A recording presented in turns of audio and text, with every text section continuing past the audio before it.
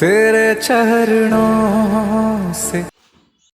তো good morning everyone, আমি Asima daily blogging চ্যানেলে আবার একটি নতুন ভিডিও নিয়ে আপনাদের সকলকে আবার একবার স্বাগত। আশা করবো আপনারা সকলেই বেশ ভালো আছেন, সুস্থ আছেন, যে যেখানেই আছেন। আমিও বেশ ভালো আছি।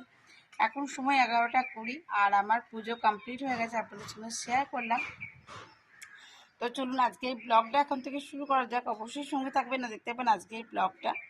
আর সকালে টিফিনে দিদি আজকে রুটি আর আলু পটলের তরকারি করে দিয়েছিল। মিঠি আজকে স্কুল চলে গেছে, কালকে সোমবার যেহেতু রাখি ছিল, তার জন্য স্কুল ছুটি ছিল, তার জন্যে আমরা কালকে দেরি করে আসলাম।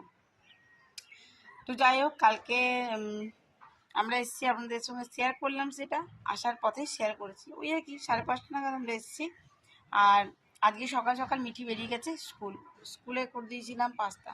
তো চলো, এখনও একটুখানি আছে, আমি বাড়িতে করে আজারে রেখেছি। তো আমি এখন টিফিনটা করবো। আর চলুন নিচে যাই, এখন পুজো কমপ্লিট হয়ে গেছে। সো এখন বাজলো 1:20।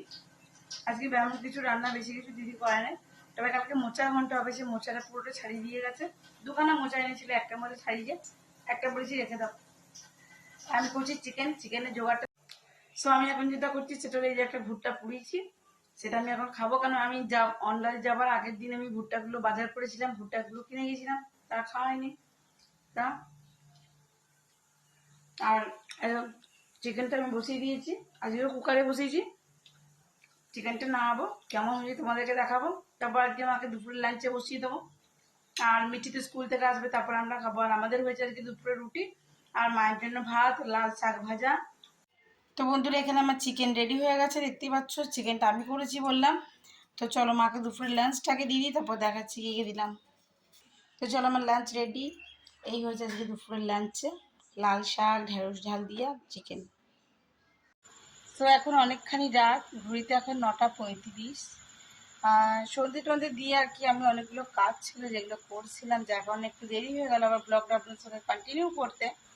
আচ্ছা, আপনার সঙ্গে একটা জিনিস শেয়ার করি। হ্যাঁ, আমাদের গেটের সামনে নীল লাইটটা লাগিয়েছে, কেমন লাগিয়েছে যেমন, কারণ ভিতরেটা অফ করি। এই সামনের লাইটটা অফ করলে না, মেন দরজার সামনে নীল লাইটটা কেমন লাগছে দেখুন। নীল লাইটটা লাগিয়েছে, বুঝতে পারছেন? এই যেদিকে গ্যারেজটা, ওদিকে মেন দরজাটার নিচে। তো আমি অনেকক্ষণই রান্না দিদি করে দিয়ে চলে গেছে। তো ওই ছবি দিতে চলে গেছে ওই 8টা। তো আমি এখন একটু আলু পেঁয়াজ ভাজা করবো, কারণ আমি না চিকেনটা আছে আপনার সঙ্গে মোবাইলে শেয়ার করলাম, বাট চিকেন আমাকে কেমন নীল নীল লাগছে। বাট আমি না চিকেনটা খাবো না, আমি খাবো এখন একটু আলু ভাজা দিয়ে রুটি। এইবার ঠিক লাগছে বলুন। তো আমি একটু আলু পেঁয়াজ ভাজা আর রুটি খাবো। তো আমি এখন আলু পেঁয়াজ ভাজাটাই ভাজতে দিয়েছি। মাও আর কি আমার সঙ্গে খাবে, মানে মনে মনে ইচ্ছা আছে আর কি। বলছে আলু ভাজা করছিস, আর মায়ের জন্য করে দিয়ে গেছে ঢেঁড়সের তরকারি। তো আপনাদের সঙ্গে অবশ্যই শেয়ার করবো। এখন আমি একটু এলাম বাইরের দিকে, এই লাইটটা আপনার সঙ্গে একটু শেয়ার করার ছিল। দেখুন আমাকে একদম ব্লু ব্লু লাগছে। আর ঠাকুর ঘরের ব্যালকনিতে লাগানো আছে পিঙ্ক কালারের, তাই না? এই যে ব্লু লাইটটা কত দূর। আচ্ছা, তো দেখো এদিকে চলে এসেছি দুধ। বুঝতেই পারছো 9টা বেজে গেছে, আর 9টা বাজলে আমাদের দাদা দুধ দিয়ে চলে যায়। আর এদিকে আমি একটুখানি বললাম না, রুটি পেঁয়াজ আলু ভাজা দিয়ে খাবো, মাও খাবে আমার সঙ্গে। তো ওরা চিকেনটা খাবে আর আমরা খাবো আলু ভাজা। মায়ের আর কি দেখি মন গেছে।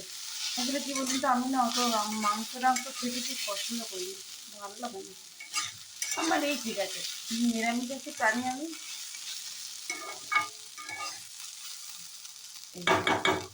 আমার আলু ভাজা চলছে, এবার আমি এখন ফ্লেমটা হাই করে দিয়েছি।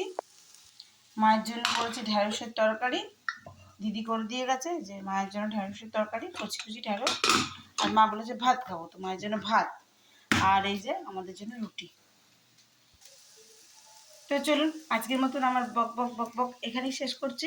সো আমার ব্লগে যদি কিছু ভালো লাগে তো প্লিজ একটা লাইক কমেন্ট শেয়ার করে দিও।